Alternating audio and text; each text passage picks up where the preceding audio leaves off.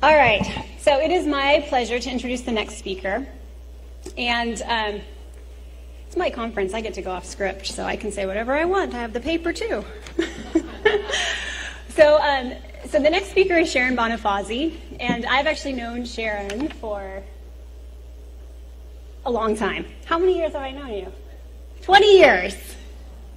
So in one other past life, I was a nurse educator, and of course, as part of the nurse educator in the NICU, you got to onboard all the new grads.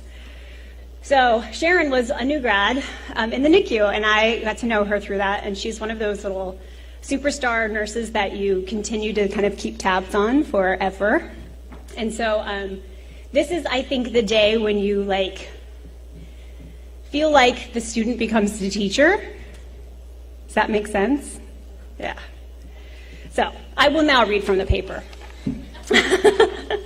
So Sharon began her life in the NICU as a preterm infant. She's been a NICU nurse for 20 years, and she's worked as a staff nurse, caring for a diverse group of infants, from those who were born premature as well as the infants awaiting for cardiac transplants. She's worked as a charge nurse, as a preceptor, a nurse manager. Her current role is clinical supervisor of a 22-bed community level 3 NICU, where she hopes to be a mentor and leader in the area of trauma-informed care. Sharon has been inspired by the nurses she works with and is honored to be a part of the planning committee of the One Conference. We're actually honored to have her on it. And she's a true believer in the power of one. So please welcome Sharon Bonifazi to the stage for the very, very first time. Way to go. You're welcome. Before I forget to tell you, I am one of those Loma Linda people that still listen to Kathy, so we were listening. Anyway, I'm just going to jump right in. I have no disclosures, except I'm a Kathy Randall groupie. Hope is not a plan, Sharon. That's what my boss told me in a leadership meeting I was attending one day. And immediately, I got very offended.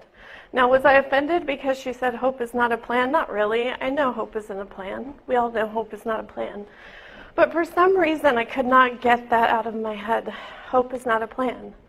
And I thought to myself, oh my gosh, well, if I don't have hope, what do I have? I'm here. I'm coming to work every day. I have to have hope that what I do every day makes a difference. So sitting in that leadership meeting, we moved on with our day. I did my work. I talked to the rest of the leaders. We went through our planning work that we had to do every day. But it became kind of a mantra of our leadership team. Somebody would say, oh, did you get that done? Are you going to have that in on time? Someone would say, oh gosh, I hope so. And as soon as that word would come out, somebody would say, hope is not a plan. And it became kind of a joke. And every single time it would come up for me, it was like nails on a chalkboard. It just I had this intense offense to that. So thinking about it, I had to do some reflection. And I thought, why is this bothering me so much that hope is not a plan? So it brought me out to this journey. And it's very wonderful to be speaking here with you guys today, and I see lots of faces. Actually, these two ladies in the front table right here from Good Sam's, right? I still remember you. I sat right next to you at my very first One Conference 3 years ago. So it's good to see you. So, yes. So in my work in the NICU as a manager at the time is kind of where this started. I had kind of lost my hope. I was coming to work every day. I was doing what was expected to me. Most people would have looked at me and thought, gosh, she really is engaged. She really loves her job. She is here for us. She cares about the babies. She cares about us as staff, I hope. I have a whole team of people here in the middle from Sierra Vista this year. Yay. But what was actually happening as I was coming to work, I was looking for my hope, and I didn't know what happened to it. I couldn't find it anymore. So I started this endless cycle of trying to find hope, coming to work, faking it, basically faking what I was doing every day. I'd go home again, and then on the weekends, on my days off, I would just hide out. I didn't go anywhere. I didn't do anything. Sometimes I didn't get dressed. Some of you that talked to me at this time knew what I was going through. Kathy knew a little bit about what I was going through. But as I was going through this journey, Kathy invited me to the very first one conference. That one conference changed my life. So I hope, is there anybody here for the first time? Oh my gosh, that's amazing. I'm so happy you're all here. So how did I find hope again? My very first step. Number one, reaching out to a mentor, which is Kathy, and being invited to this conference and taking that step. And I couldn't find anybody to go with me. I was like, you guys want to go to this conference? Nobody could go. I was like, well, whatever, I'm going. I need to go. Whatever Kathy said, I'm going to do that. So it's a good lesson to learn. So I went to the one conference. This is the very first one conference that I went to. It was in 2017. It was not in this beautiful place, San Diego. It was in Ontario. If anybody knows Ontario, California, it's right next to an airport. That's about it. And at that conference, I met the wonderful, amazing woman by the name of Mary Coughlin. And don't forget Shannon Tinkler, who I met for the first time at this conference. And Mary I had been watching, like we all do, from afar.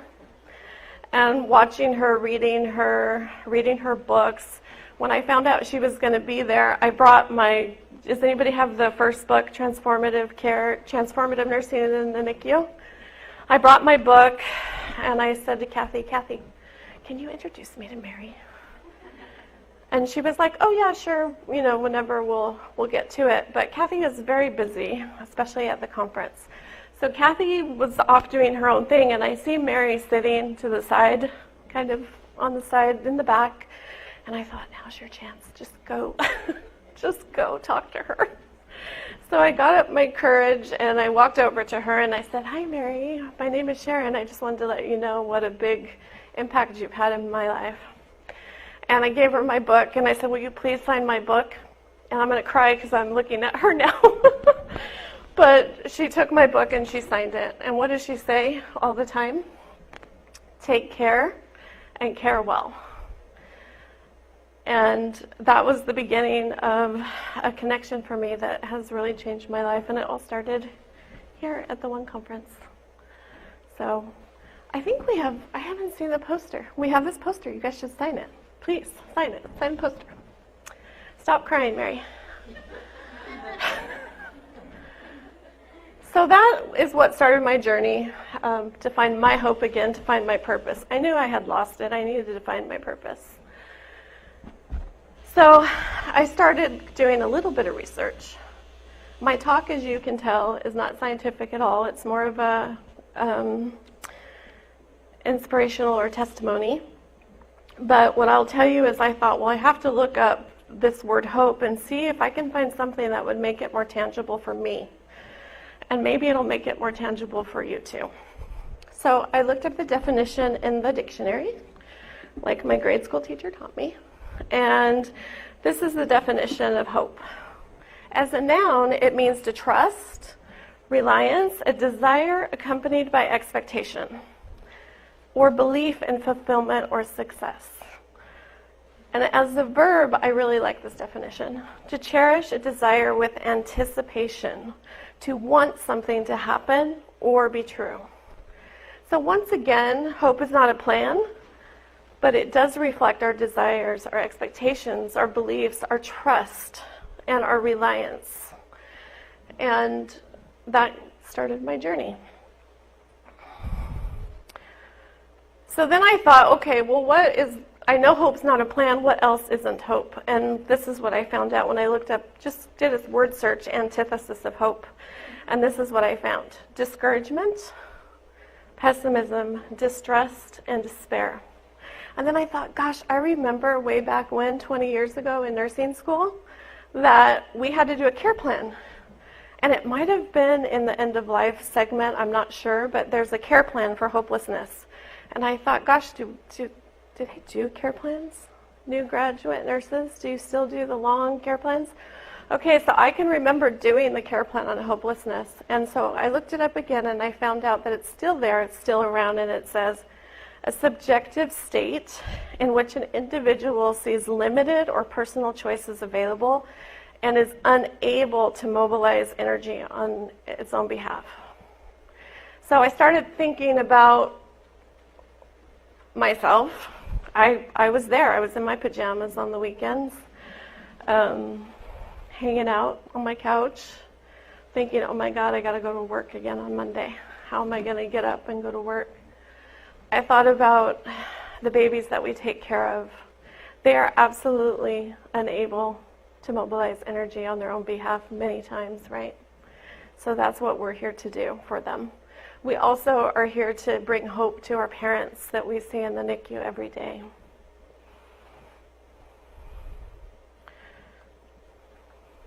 So what I'd like you to do, if you don't mind, a little exercise, and close your eyes.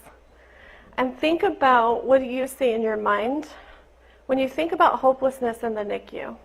What does hopelessness look like in the NICU? And I did this exercise myself, and these are some of the things that I reflected upon. The mom who's been separated from her baby because maybe she has to be cooled and the nearest center 6 to 12 hours away. Or just the mom that's been separated because she's had a C-section and the baby's now in the NICU and she can't be there with her baby. How about the baby that's separated from its mom? That baby who is having lots and lots of painful procedures to keep him alive but doesn't have the mom there to comfort him. Where does he find his hope, or she find her hope? And then I started looking at us as nurses because I knew I had lost my hope, and I wanted to think about what other things that we go through as nurses every day. And I thought about some of the nurses that I had talked to as a manager who maybe have made an error ranging from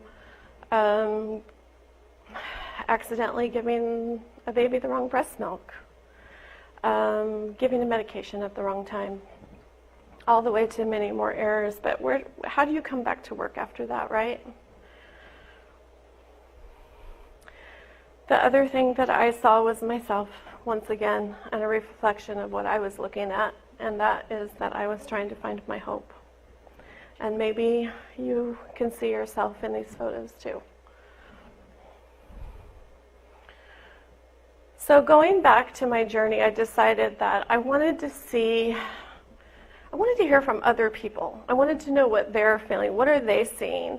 I knew that I had patients that I had worked with that had really awesome stories, and I have had nurses that have awesome stories. So I'm going to thank them, even though some of them are not here, for sharing their stories with me.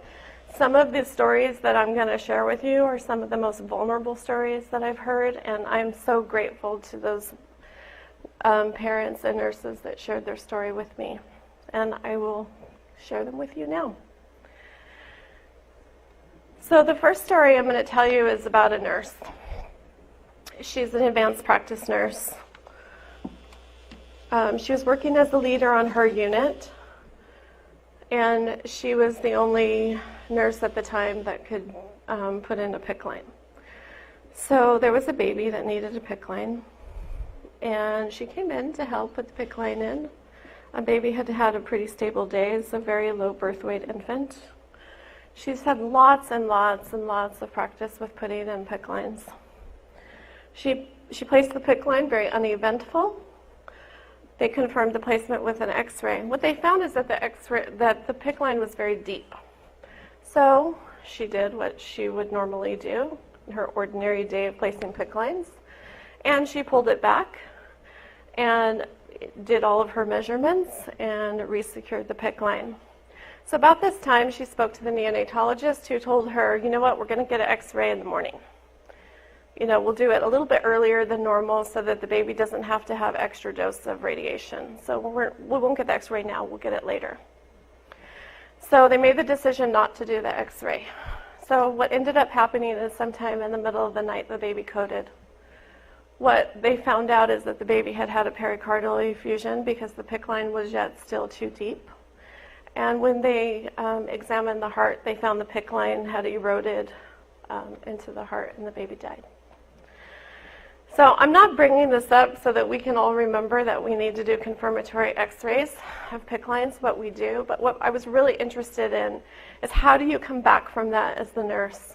None of us come to work every day and think, I'm going to make an error today. Hopefully we come to work being very intentional about what we're doing, and we learn and we do all the right things that we're taught to. We follow our policies, our procedures, and our protocols. But sometimes errors happen, and how do you come back from something that devastating? So I interviewed this nurse who was so kind to share her story with me. And so she was devastated, of course, as you can imagine. She was also a leader in the unit. So who do you talk to when you're the only PICC nurse in the unit and you're the only real leader in the unit at the time? Who do you go to? Who do you talk to? How do you get through that? Well, she was able to find hope and go on, and that was because this is what she said to me. It's who I am, and I would not be able to make an impact on others if I quit. She knew instinctively that she could still make a difference even though she had had this adverse event happen after placing that PICC line. So she used interventions that she knew would work. She knew that she could change the protocols. So she did. There's always an x-ray now in this NICU whenever there's a PICC line placed, always, without fail, even if after securing the line. She shares her story with others. She teaches others, and she tells them, we always get an x-ray. This is why we always get an x-ray. And she also teaches others that what you do matters. The one thing that you do matters. So where do we find hope after an adverse event? It doesn't have to be that a baby died, right? It could be that you forgot to give your medication. You gave the medication too fast.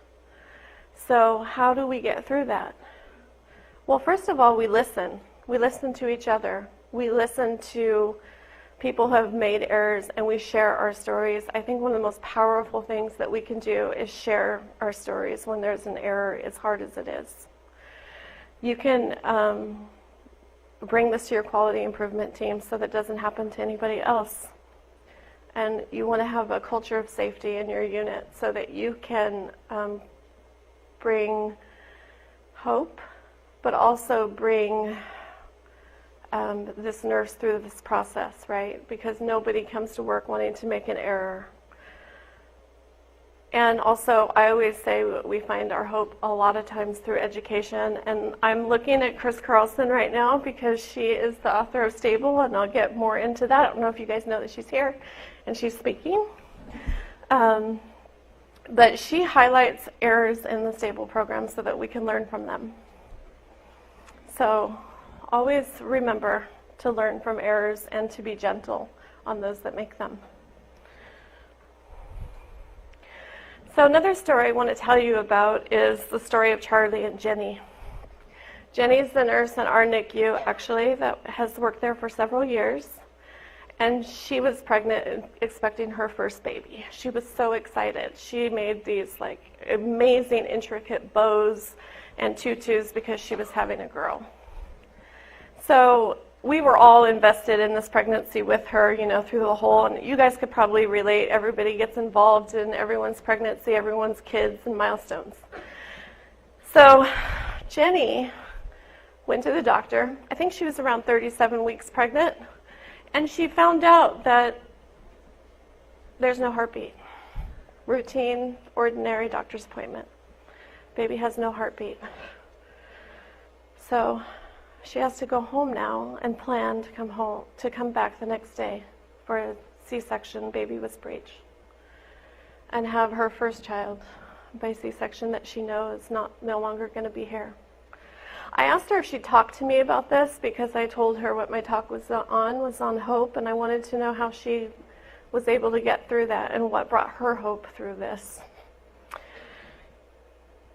So I asked her one of the questions that I had always wanted to ask, but I never wanted to be offensive to her. How did you come back to work in a NICU with babies every day after losing your first baby? This is a picture of her and Charlie. She said to me, "This is who I am. This is what I do. What else would I do?" My work family helped me. My work family got through this for me. My patients helped me. Taking care of other babies helped me get through my own tragedy. She suddenly knew what it was like to lose a baby. She is completely full of life. If you've met Jenny, anybody could tell you. She's bubbly, she's excited. It's contagious, her excitement for life. And she tells me when I talk to her about hope, that hope is what keeps her going every single day. So what she does, this is another picture of Charlie that she wanted me to share with you. What she does every day when she comes to the NICU, because I said, "How has this changed you? What's made things different for you as a nurse?" She says, "I try to have parents really focus on their baby. Look at your baby. No matter what's going on, this is your baby. This is alive. He's alive. He's breathing. Look at him. Look at her." And so that they can enjoy that baby's life who's living and so precious. I was so grateful to Jenny that she shared this story with us. Third interview, one of the interviews I did too that I wanted to share with you is Dia and Danny. Okay, Dia and Danny got married, were high school sweethearts. So they met in high school, fell in love, got married. What do we usually do after that? Oh, time to have a baby. They struggled with infertility for about 6 years. Finally find out they're pregnant with twins. Not only are they pregnant with twins, but they're pregnant with identical twins. So they had implanted 2 eggs. One did not survive and the other one split. So now they have identical twin boys. So each one of their boys suffered very different complications. One baby had a bowel perforation who had to be shipped a few hours away. The other baby, right near that same time, was diagnosed with bilateral bleeds. So she now was faced with having 2 babies, one 2 hours away, one locally, and she had to juggle, how do I spend time with each baby? She herself had a C-section, so she wasn't able to travel, so she stayed with the baby at our NICU while he was convalescing, and during that time was told that the baby had these grade 3 and 4 bleed, I think.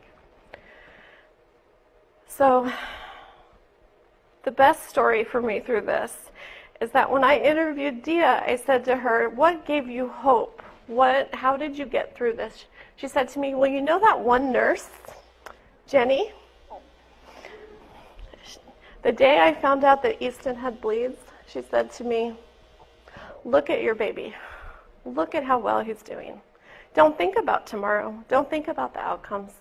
Think about what your baby is looking like right now, and you spend time with your baby and you enjoy him now.'" She said that was huge for her. She was able to look at her baby, take care of her baby, bond with her baby. Skin to skin became her lifeline.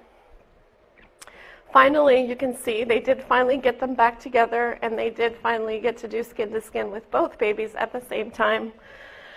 And she was so gracious to share these pictures with us. And what she says about Jenny is she'll never forget her, and she'll never forget the time that she spent in the NICU. This is a picture of Dia and Danny and their boys today. They're 4 years old. They're thriving. They're doing very well after very long NICU stay. And what she said is that the nurses helped her to be a parent. They helped her to learn how to be a parent in the NICU. They didn't take over for her. They let her change Austin's ostomy bag when it needed to be changed. This became part of her ordinary life. She'd come to work every day. Dia now is our discharge coordinator in the NICU, And she also plans an amazing reunion every year that we have. And she has become part of our family. And I'm so grateful to her as well for sharing the story with us.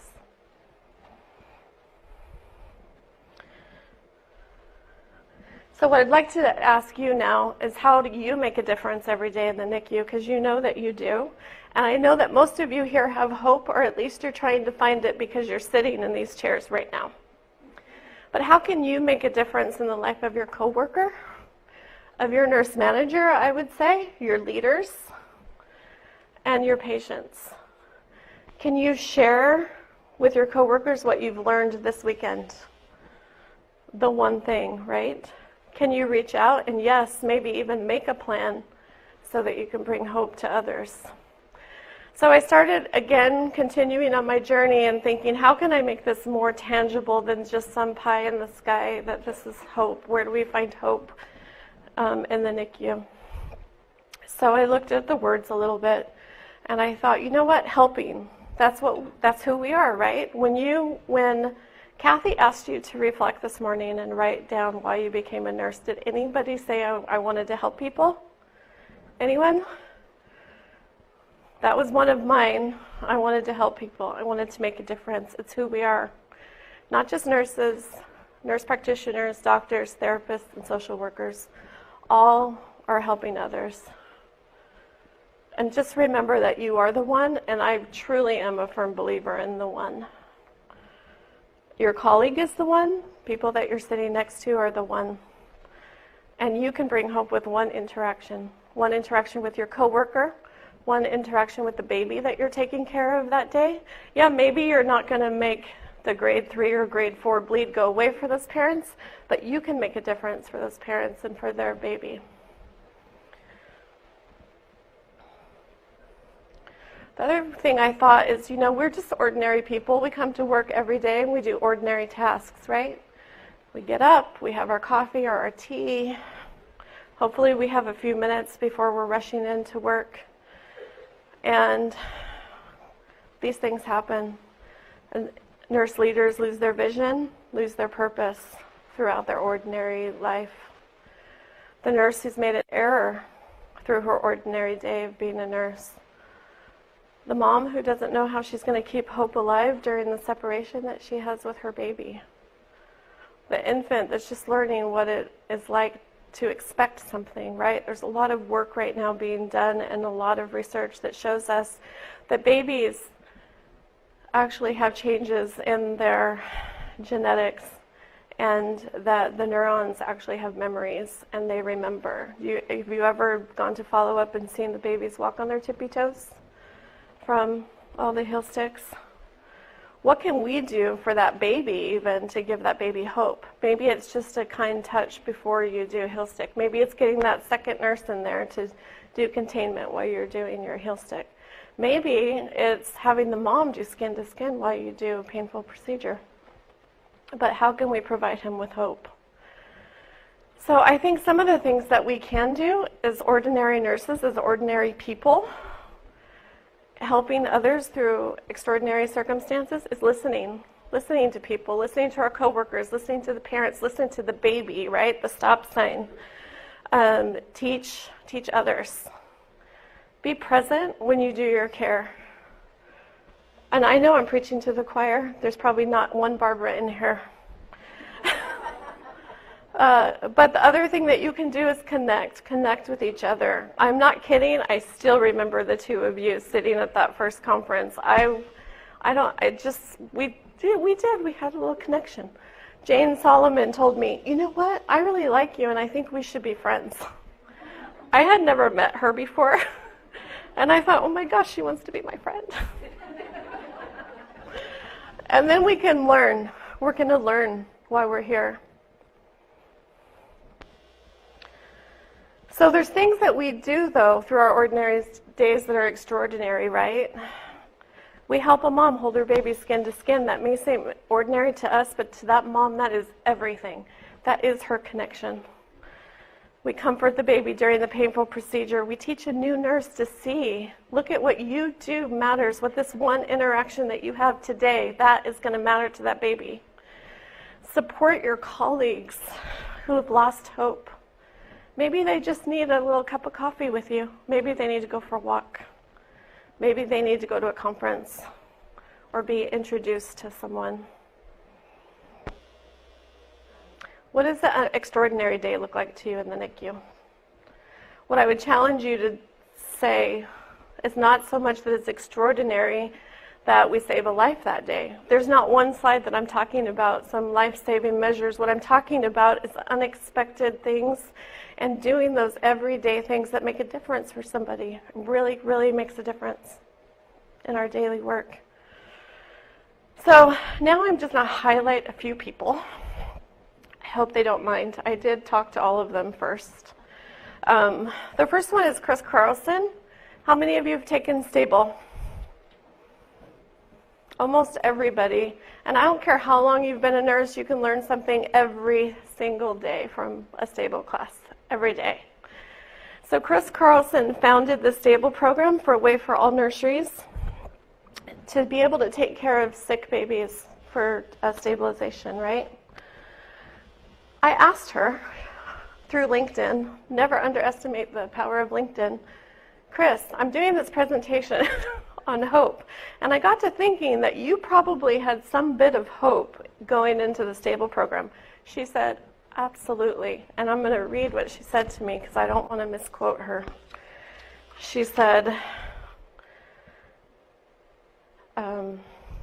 she remains hopeful today of the 500,000 people that have taken the Stable class. If they have done even just one thing right for this baby, then that's more than 500,000 lives that have been affected by her coming up with the Stable program. And I think we all appreciate those mnemonics and those times of stress. How many lives do you think have been saved, honestly, just through Stable? I think about this when we teach it all the time. Because you're going to maybe do that blood sugar that's low because you're going to remember Stable. You're going to remember to keep the warmer on or to increase the temperature in the delivery room, right? Because of Stable. So there's one person that is an ordinary nurse that started at the bedside, is now a nurse practitioner, but who did this extraordinary task of bringing this education to us so that we can make a difference in the lives of every baby that we touch. You should stand up, Chris.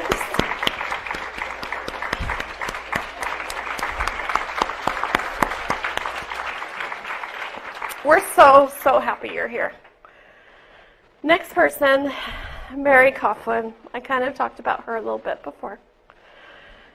But she's authored 2 books, many articles, too many for me to look up and get the accurate number. We'll have to ask her later.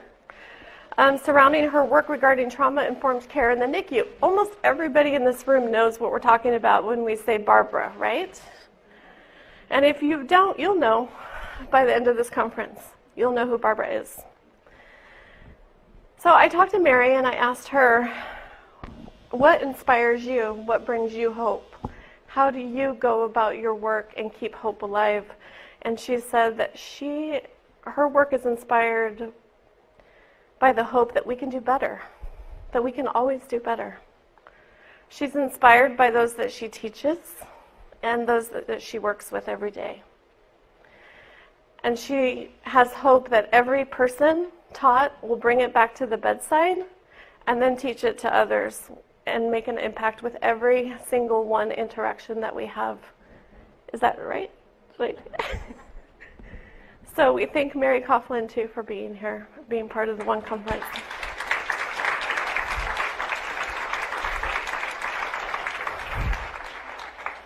And there's her lovely picture. Sorry, it was a little slow on the uptake. Okay, one more person I'm going to highlight, and then I'll move on. And everybody in this room knows this person. Kathy Randall.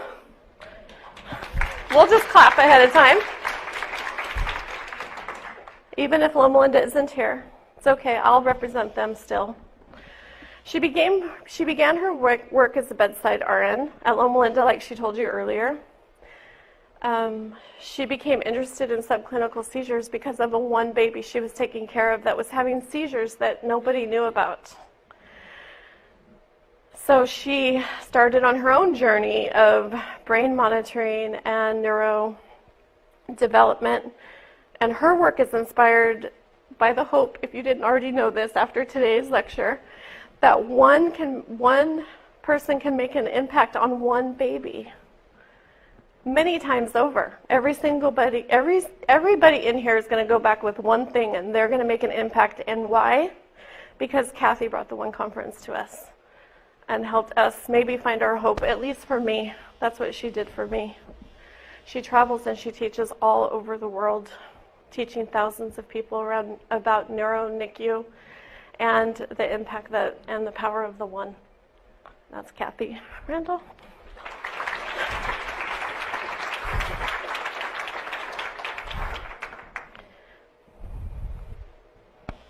But what I want you to remember too is that every single thing, you don't need to teach all over the world, right? You just need to make that impact for your one baby you're taking care of today. Why are you here today? Why are you taking care of this baby today, right now? That's your one and the impact that you can make. So this is one of my former patients that I love dearly. And I will never, ever forget this day because this was the first time that she held her baby and shared her with us. And I know that I made a difference in her life. So going back to how hope can be more tangible for us, I kind of put it together, mnemonic, borrowing from Chris's idea. Helping ordinary people be extraordinary. And that's hope to me. And hopefully hope for you as well. I'm really, really interested in any stories that you might have to share with me. So if anybody has anything that they would like to share, please contact me. My email is in your syllabus. Thank you.